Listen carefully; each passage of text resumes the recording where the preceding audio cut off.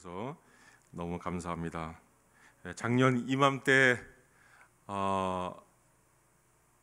암을 이제 진단받고 세 번째 암을 진단받고 가장 어려운 시절에 또 여러분들과 함께 예배할 수 있고 또 함께 할 수 있어 하는 격려를 받았는데, 오늘 또 1년이 지난 오늘 함께 이렇게 말씀을 또 함께 나눌 수 있는 기회가 또 주어져서 너무 감사합니다.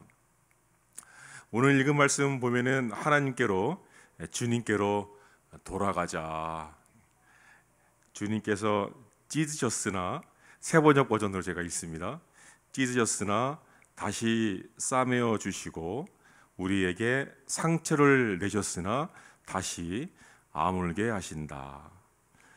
그리고 3절에 보니까 주님을 알자, 애써 주님을 알자, 이렇게 우리한테 하나님을 알도록 촉구하고 있는 그런 말씀을 가지고 함께 잠깐 말씀을 상고하고, 또 저의 간증을 통해서 이 말씀이 저의 삶과 우리 가정 또 우리 교회 가운데 어떻게 역사하고 있는지 함께 은혜를 나누기를 원합니다.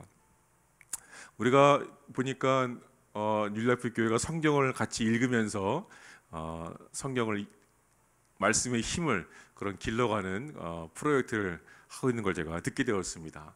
하나님의 말씀을 읽고 또 공부하고 또 예배 가운데 함께하고 또 성경 공부에 참여해서 하나님을 알아가는 것 반드시 필요하고 좋은 일입니다.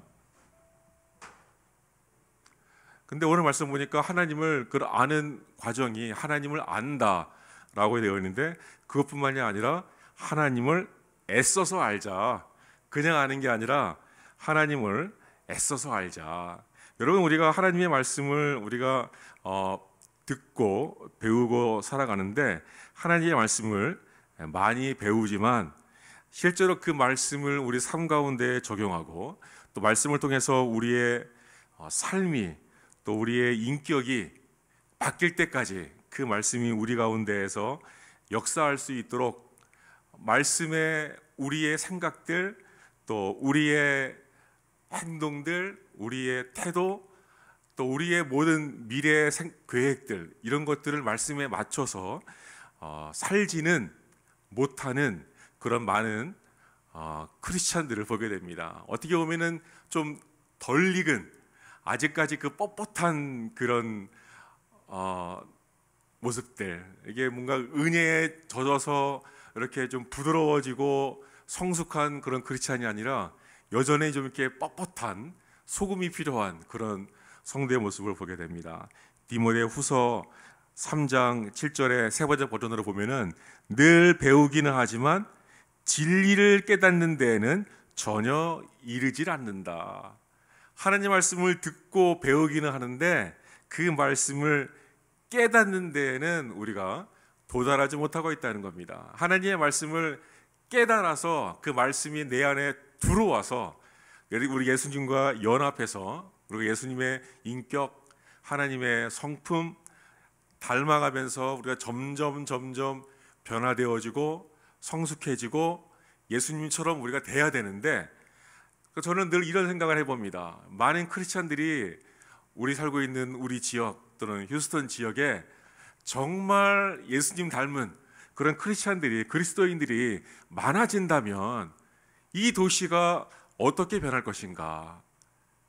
여러분, 크리스찬이 많고 교회가 많이 세워짐에도 불구하고 왜 우리 사회는, 왜 우리 한인 사회는, 왜 우리 가정은, 왜 나는 변하지 않을까요?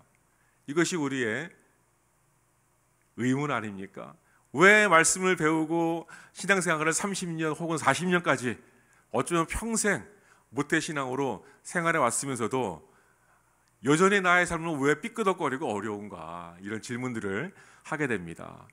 제 친구 목사 가운데 한 분은 하나님의 말씀을 이렇게 깊게 깨달을 때마다 뭔가 이렇게 하나님의 말씀이 뭔가 피부에 이렇게 와닿을 정도로 이렇게 강한 깨달음이 있을 때 공교롭게도 자동차 사고를 당한다는 거예요.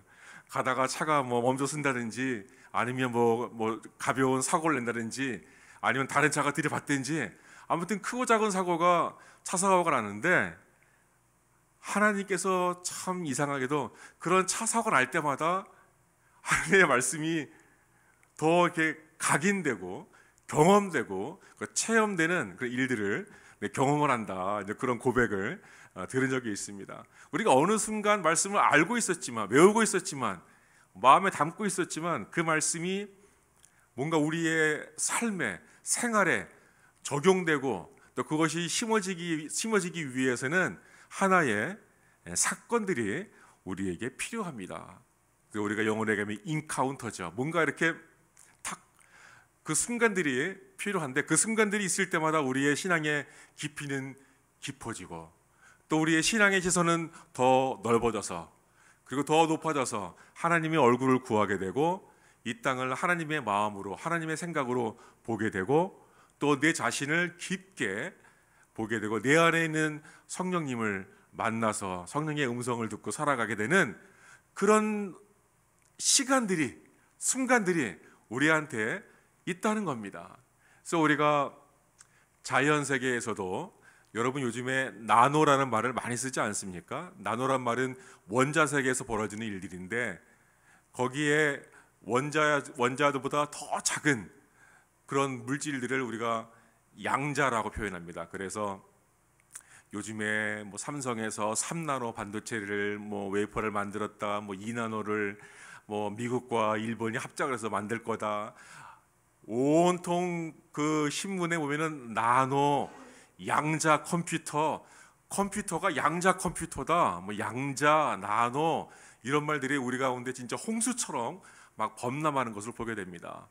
우리가 이 경험하고 있는 이 물질 세계랑 또 다른 법칙 세계가 그런 작은 물질 세계에 존재하고 있는데, 거기에 존재하고 있는 알갱이들을 양자라고 하는데, 그 중에 한 현상이 퀀텀 점프라고 그래가지고 양자 점프 되는 부분이 있습니다. 뭐냐면 평상시에는 몰라요. 똑같아요.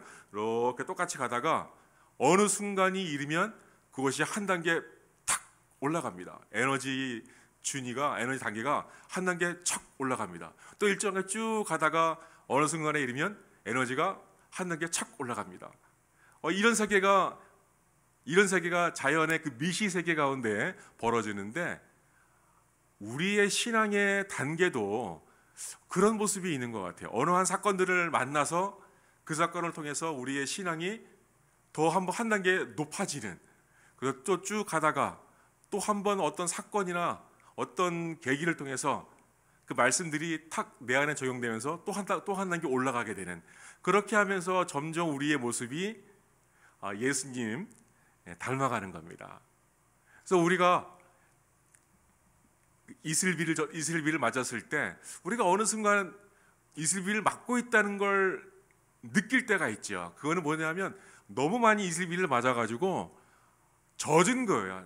젖은 게 늦게 깨달아집니다. 내가 이슬비를 맞아가지고 젖었구나 라는 아는 순간, 내가 지금 비를 맞았구나 라는 생각이 갖게 되죠. 근데 하나님을 알아가는 것이 어쩌면 이슬비를 맞는 것처럼, 지금은 내가 맞고 있는지 모르지만 성경 읽고 예배 드리고 설교 말씀 듣고 성경 공부에 참여하고 또 목장 가운데 소그룹에 모여서 대화하고 신앙을 고백하고 나누면서 그런 생활들을 해왔었는데, 그것이 그냥 지나가는 것이 아니라 마치 우리 가운데 이슬비가 점점 내리는 것처럼 우리 가운데에 쌓여 있다가 어느 순간 성령께서 우리한테 인카운터를 딱 주시면 그때 한번 말씀이 확 깨달아지고 우리의 신앙이 한 단계 쑥 올라가게 돼서 다른 생각, 다른 태도, 다른 행동, 또 다른 시각으로 세상을 보고 사람들을 대할 수 있는 그런 시간들이, 순간들이, 또 사건들이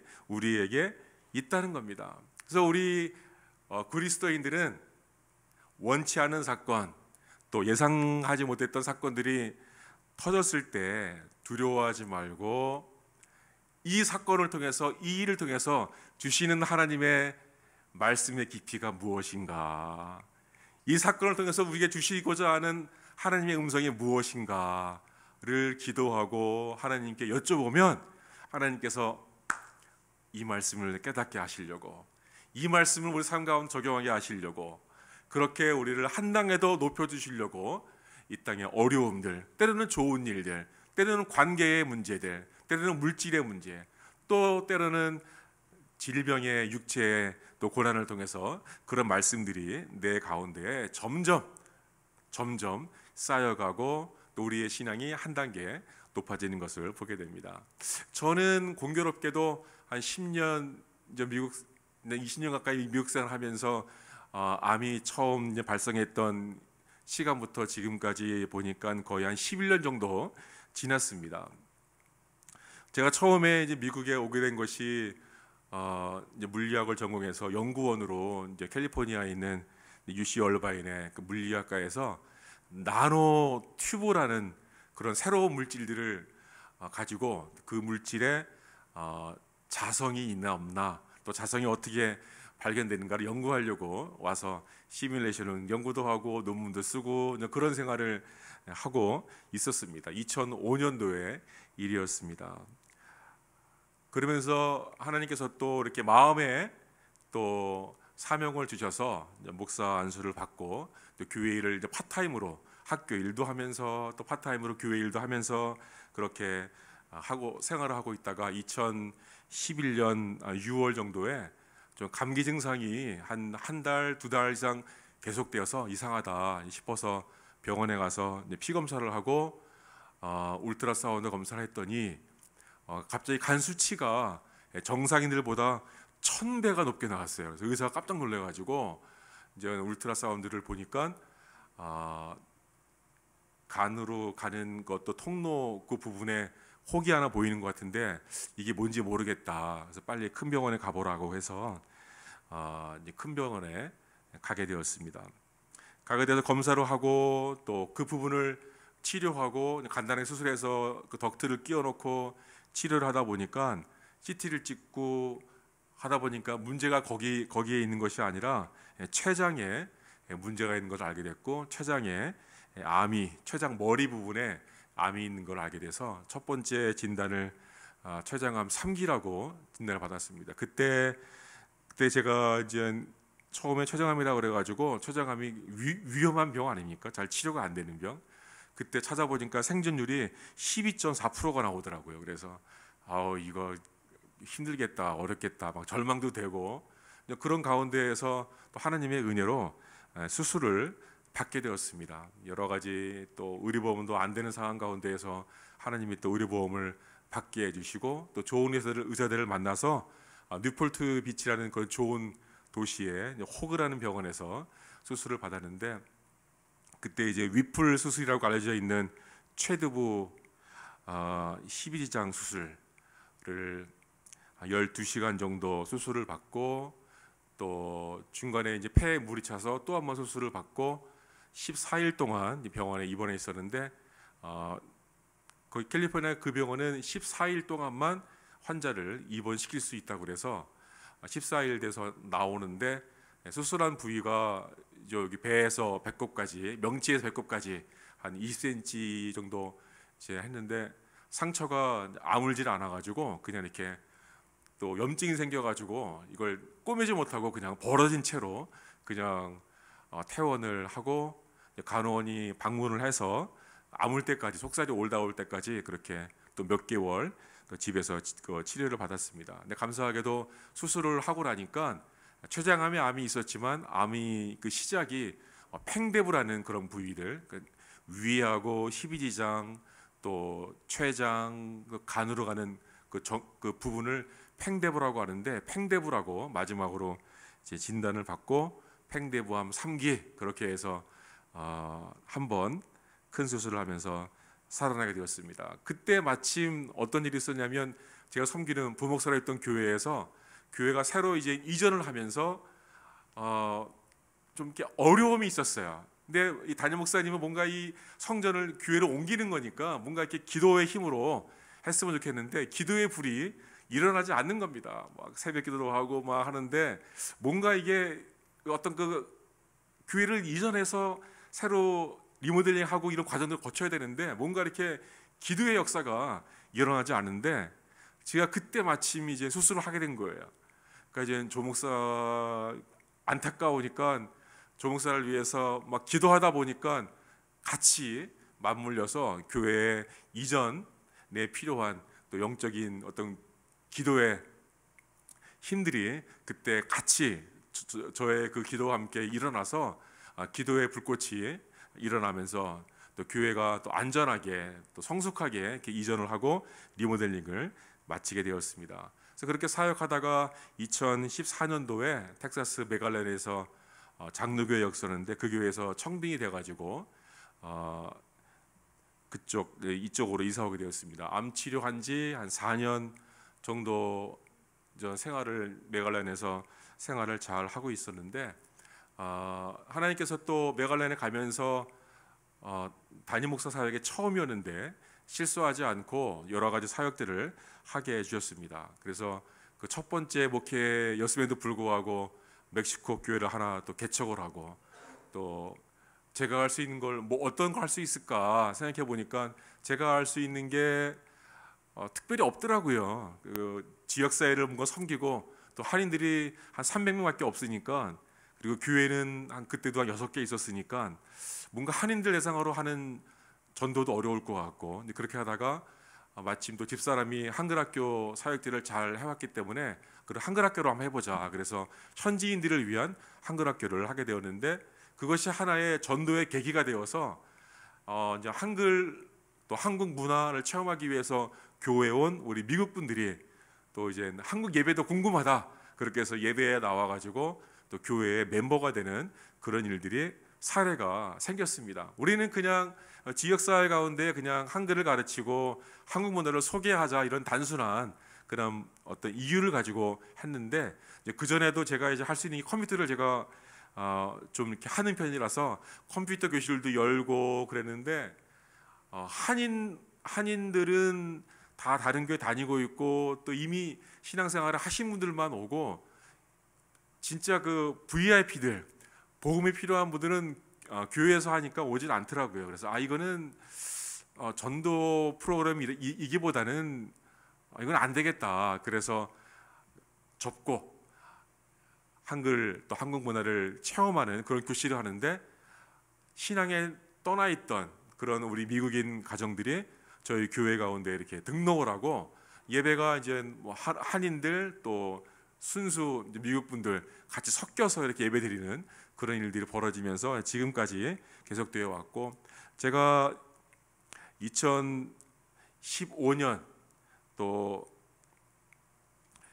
8월에 교회가 성기도 장로교회가 재정적으로 어려워서 사임을 하고 이제 어디를 가야 되나 기다리고 있는데 우리 메갈렌 지역에 있던 분들이 저희를 또 청빙해줘서 그때는 이제 교단이 없는 교회였는데 지금 섬기고 있는 교회가 저희를 청빙해줘서 2015년 8월에 담임 목사로 또 들어왔고 또 교인들에게 우리가 교단을 어디로 정하면 좋겠느냐 물어보니까 이제 만장일치로 침례교로 들어가자. 그래서 우리 침례교회에 들어오게 되었습니다. 그때 침례교회에 들어왔을 때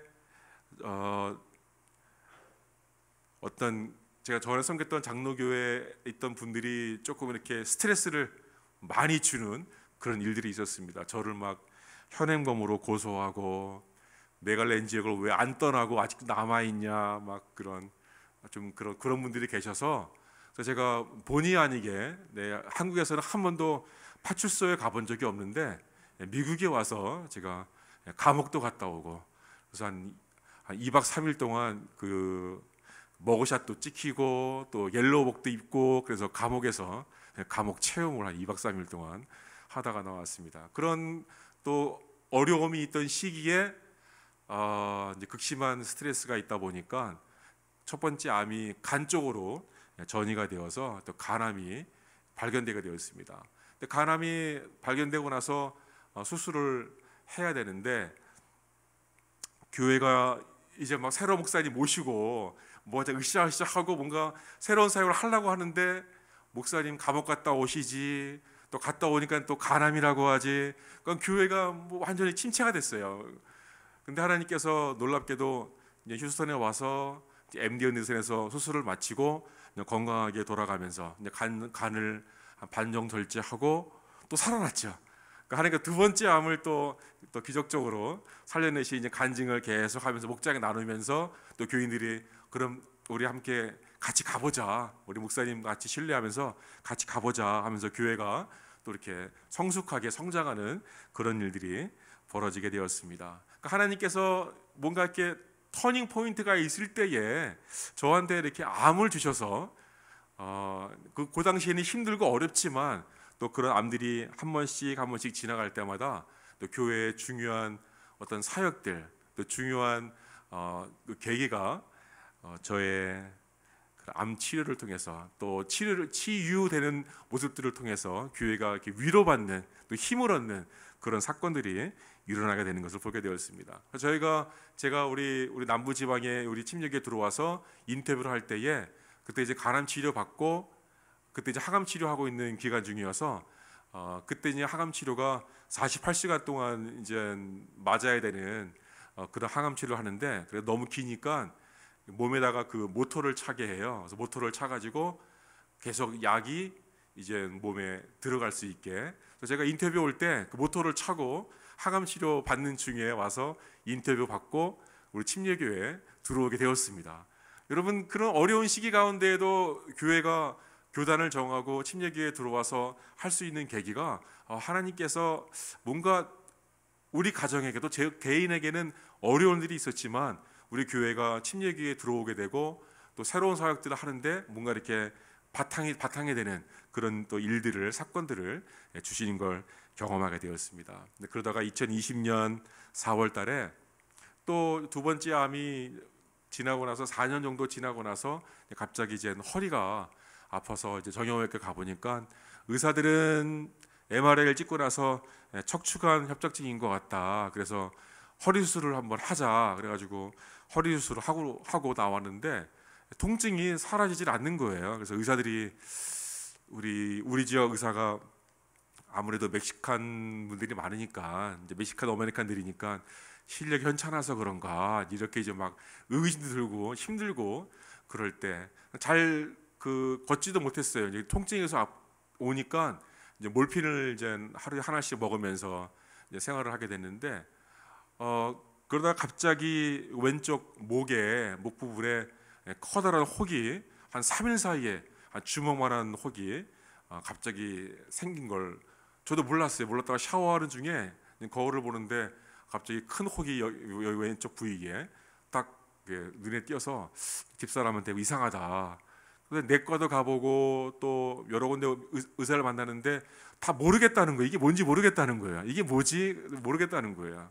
그래서 이제 한국 인터넷 검색해보고 이런 증상이 있을 때 어떤 병인가 검색해보니까 암일 수 있는 확률이 많다. 그래서 급하게 저희 암의사를 만나가지고 암의사도 모르겠대요. 이게 뭔지 모르겠다. 그래서 일단 검사를 한번 해보자. 그래서 검사를 하고 나니까 조직 검사를 하고 나니까 그 혹 뿌리 부분에 암이 있다. 그래서 병명을 선암이라는 그런 암을 진단받게 되었습니다. 그리고 나서 이제 펫스캔을 찍고 나니까 암이 온몸에 퍼져 있고 목 부분 또 간에 또 재발됐고 또 허리가 아픈 것이 척추관 협착증이 아니라 암세포가 거기에 있어서 뼈를 다 이렇게 부셔놔 가지고 그게 아팠던 거였습니다. 근데 정형외과 의사들은 그걸 또 못 찾았어요. 그러니까 암이 있었고 지금 왼쪽 다리 근육 쪽에 또 암이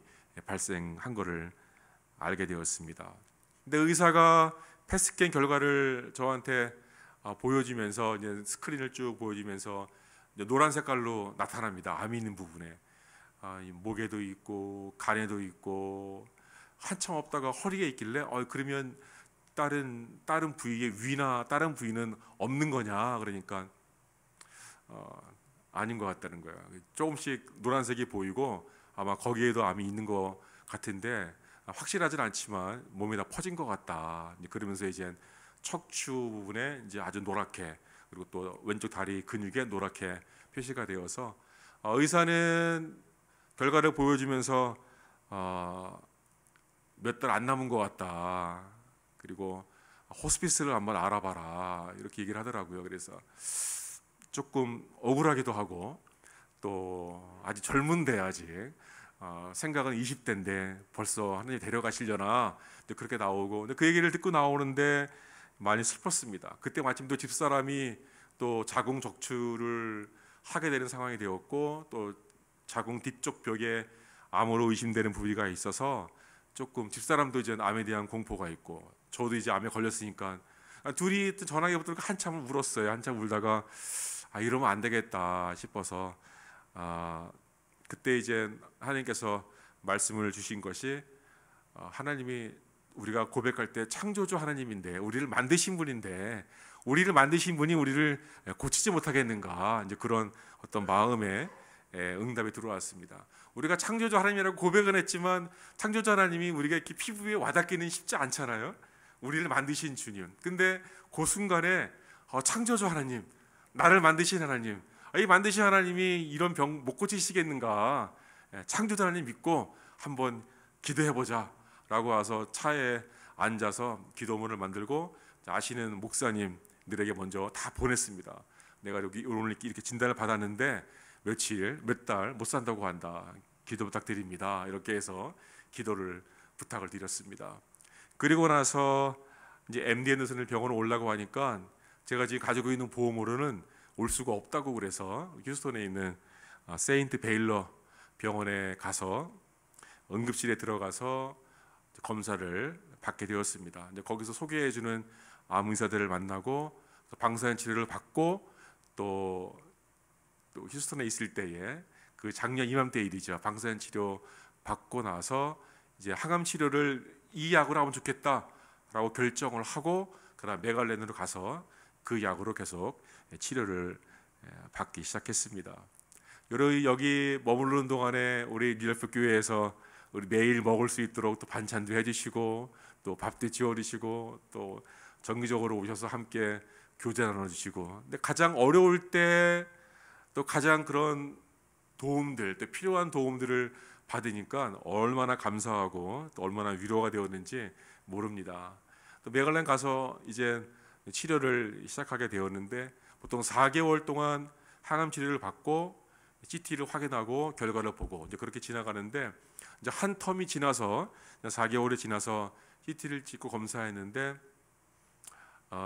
결과가 좋은 것도 있고 안 좋은 것도 있었습니다. 다른 부위, 척추나 이 근육 부위는 암세포가 이제 방사선 치료 이후에 사이즈가 줄었는데, 오히려 간 부분에는 새로운 암이 더 발생하고 더 커졌어요. 그래서 약이 부분적으로는 들고 부분적으로는 안 들었습니다. 그러니까 의사가 또 한 번 저희 부부가 있는 데서 얘기를 하더라고요.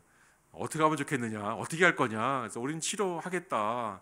근데 의사가 그럼 자기가 먼저 그러면 제안을 하겠다 그러면서 얘기하는 게, 첫 번째 호스피스를 빨리 알아봐라. 보니까 지금 이 약으로 치료가 안 되는데 호스피스가 먼저인 것 같다. 그리고 두 번째 약을 내가 제안할 수 있는데, 너가 두 번째 간암일 때 받았던 그 약으로 한번 항암 치료 해볼 수 있는 그런 기회가 있을 것 같다. 그래서 항암 치료제를 그 두 가지를 저한테 딱 보여주면서 너가 골라라. 그러니까 의사가 결정해 주는 것이 아니라 그냥 우리가 그냥 골라서 한번 약을 치료해 보자, 이렇게 제안을 했습니다. 그래서 제가 의사가 이게 나를 포기한 건가, 이런 의구심 때문에 병원 갈 때마다 집사람한테 내가 우리 그 암닥터가 나를 좀 포기 안 했으면 좋겠다.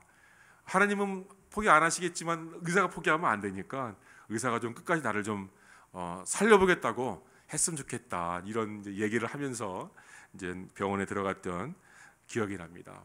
두 번째 항암 치료를 결정하고 나서 교육을 받는데, 그 담당 의사가 쓴 차트를 우연하게 보게 되었어요. 자, 항암 치료 이제 부작용에 대해서 쭉 교육받고 있는데, 거기 뭐라고 써 있냐면, 이 환자는 치료 목적으로 항암 치료를 받는 것이 아니라 생명 연장의 한 수단으로 받고 있는데 이 사실을 환자도 알고 있습니다. 이렇게 적어놨어요. 그러니까 이게 자기가 볼 때는 치료는 안 되고 그냥 조금 더 살게 할 수 있는 그런 목적으로 이 항암 치료를 시작한다. 이제 그렇게 두 번째 텀 4개월 동안을 항암 치료를 시작했습니다. 그런데 감사한 거는 4개월 지나고 나서 조사해 보니까 모든 부위에 있는 암이 50%가 크기가 줄어들었습니다. 그래서 하나님께서 살려주시나 보다 이런 생각이 들었고요.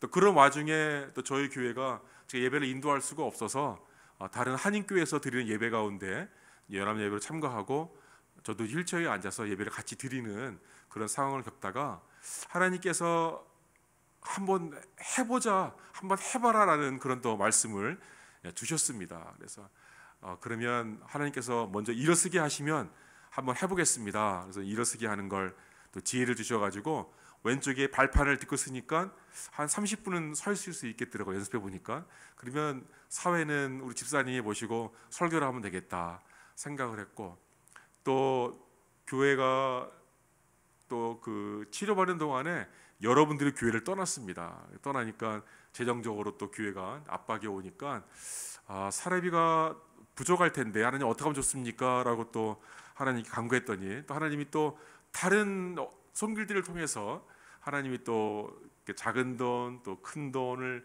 받게 하셔서 사례비가 좀 이렇게 불분명하지만 또 사역할 수 있도록 하나님도 길을 열어주셨고, 또 우리가 어디서 모이면 좋을까요? 또 그렇게 기도하고 있었는데 하나님이 미국 교회는 여러 곳 이렇게 그 연락을 해봤는데 다 이제 시간이 안 된다고 해서 거절을 맞고, 옆에 있던 또 다른 한인교회에서 그럼 우리가 9시가 시간대가 비는데 9시 예배를 드리면 괜찮겠다. 그래서 제가 렌트비 없이 지금 9시 예배를 드리고 있습니다.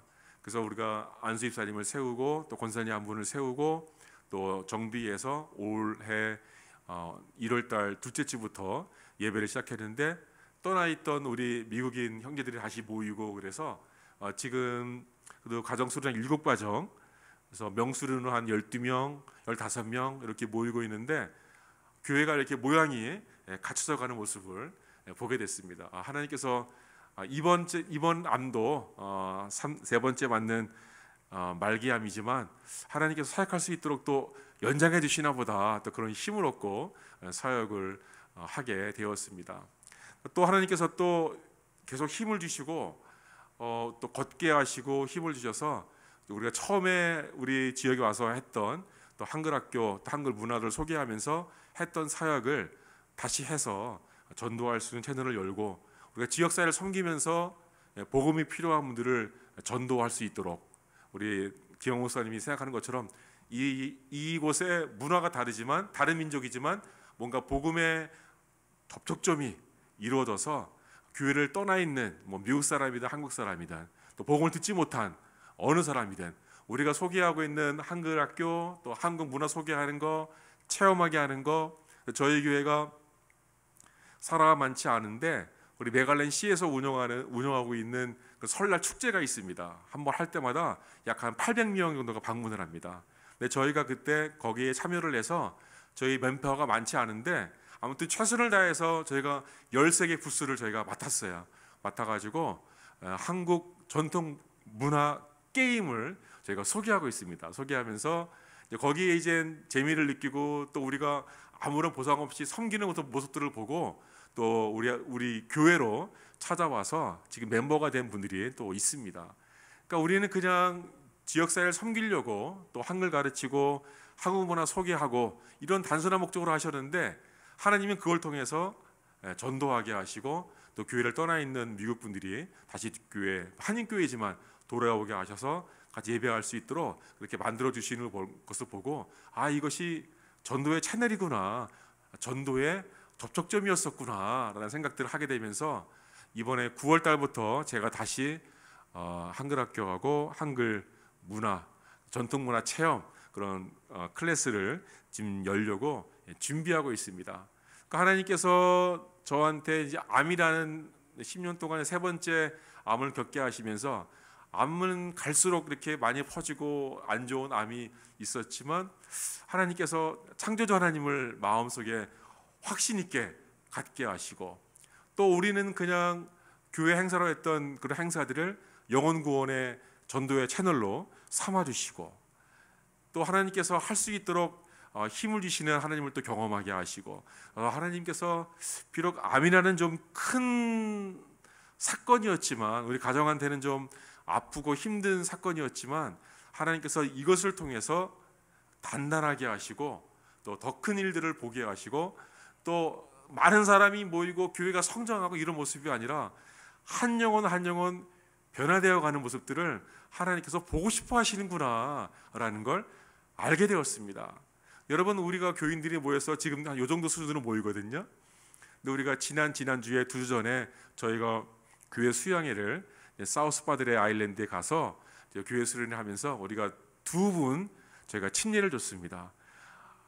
침례를 주는 순간에 얼마나 기쁜지, 하나님께서 이걸 원하시는 거였구나. 이게 뭐 교회가 성장해서 뭐 100명, 200명 모이고 또 교회가 뭐 건물을 갖고 있고 뭐 이런 것이 아니라 하나님께서 한 영혼 돌아오도록 하기 위해서, 또 하나님이 또 암을 치료하고 또 암을 이겨낸 또 목사를 통해서 또 그 기적을 체험할 수 있게, 또 볼 수 있게, 경험할 수 있게 하시기 위해서 우리 가정을 또 저를 사용하시는구나라는 것을 확신하게 되었습니다. 그렇지, 우리가 뭐 1년에 단 2명이라도, 1년에 1명이라도, 뭐 1년에 1명이 아니더라도 교회를 떠나 있는 분들이 복음을 듣고 또 우리의 섬기는 모습을 보고 다시 교회에 들어와서 함께 일하기로 결정하고, 뭐 미국 분이든 한국 분이든 관계없이 복음 가운데서 함께 지내면서 예수 그리스도의 한 공동체로 세워져 갈 수 있으면, 이게 교회의 진정한 사역이겠구나라는 교회 사역들을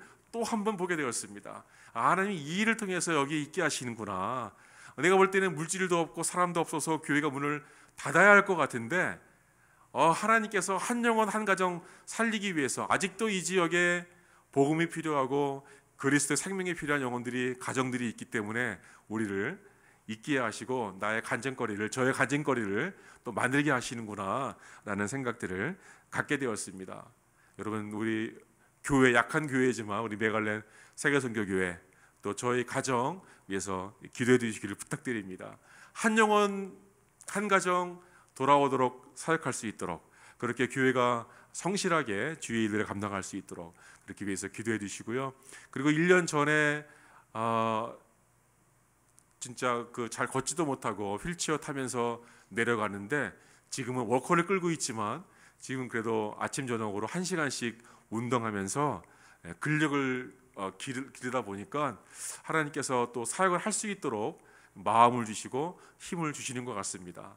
그러니까 우리가 이 땅 가운데에서 하나님을 알아간다는 것, 깨달아간다는 것, 하나님을 애써 알라고 했는데, 하나님께서 창조주 하나님을 경험하게 하시고 체험하게 하시고 알고 있던 말씀들이 하나 둘 저의 삶 가운데에 적용되면서 하나님을 더 깊게 알아가는 것, 하나님을 더 애써 알아가는 것, 이것이 우리의 삶의 이유이겠구나, 존재 이유이겠구나. 지금은 하나님을 알아가는 것이 우리에게, 또 저에게 얼마나 기쁜지 모르겠습니다. 목사이기 때문에 기쁜 것이 아니라 하나님의 말씀이 또 암을 통해서 또 치유하는 과정을 통해서 아직 완쾌된 게 아니기 때문에 제가 또 1년 뒤에 어떻게 될지 누가 알겠습니까? 그럼에도 불구하고 오늘 이렇게 기쁘게 또 주신 사역들을 바라보고 또 교회를 하겠다고 결정할 수 있도록 마음 주신 것, 또 할 수 있도록 다시 살려주신 것, 이런 것들이 하나님의 은혜인 것을 깨닫고 여러분 앞에 간증합니다. 여러분들 하나님을 더 깊게 알아가기를 축원합니다. 들었던, 또 알고 있던, 또 암기하고 있었던 말씀들이 여러분 가정 가운데, 여러분 또 비즈니스, 사업장, 직장 가운데 만나는 사람을 통해서 그 말씀들이 깨달아지고, 또 그 사건들, 또 나쁜 사건들이지만 또 좋은 일들이지만 그 사건들을 통해서 하나님을 더 깊게 알아가는 놀라운 체험들이 여러분 삶 가운데 매일매일 이루어지기를 다시 한번 축원합니다.